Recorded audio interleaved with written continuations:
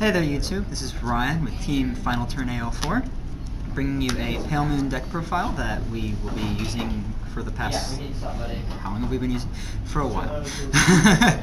Alright, let's go ahead and get started on this. I don't think I've seen you use a new build with this since the set came out. Shush.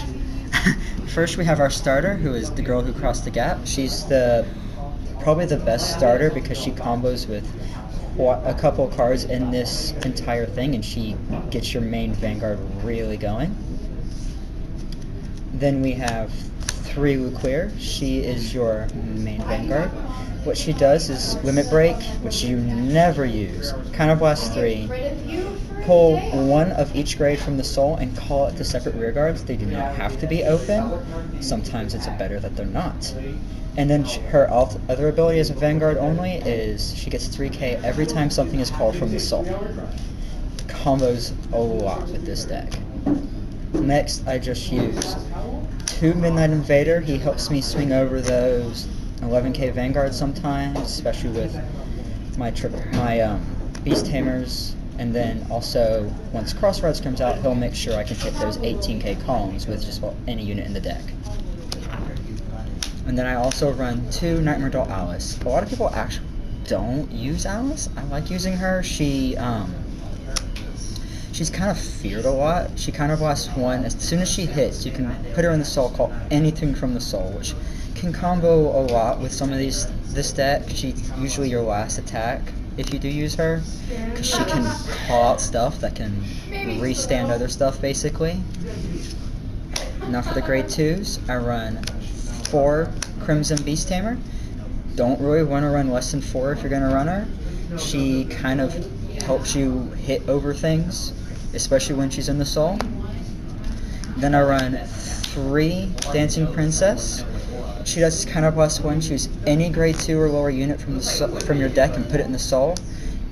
Very heavy on the selective soul charging, I try to be. She also allows you to get Crimson directly in the soul for major pluses, as well as another card which I'll show you later. Then there's 2 Firebreeze Carry. She's really only in here if you get really bad hands, because you don't really want to use the counterblast for anything besides Dancing Princess, your starter, and other stuff, like Alice. And then I run 3 of the generic 10k Barking Kerberos. No explanation needed. For the grade 1s, I run 4 Purple Trapezist. She's your big combo piece with cards like Luqueer, because when she's called, push anything, including another one of her that's already in the field, into the soul. Call anything besides a Purple Trapezist from the soul. It can combo off so well with Girl Who Crossed the Gap. You just have one in soul, use Girl, have one in soul, have her on the field. Use Girl, call the one in the soul, push back in, and call out Girl. 6k to Luqueer right there. Then you run 4 Turquoise Beast Tamers. Kind of a good card, especially with Midnight Invader, when you have Crimson Beast Tamer, especially when she's in the soul. And then I run 2 Magician of Quantum Mechanics.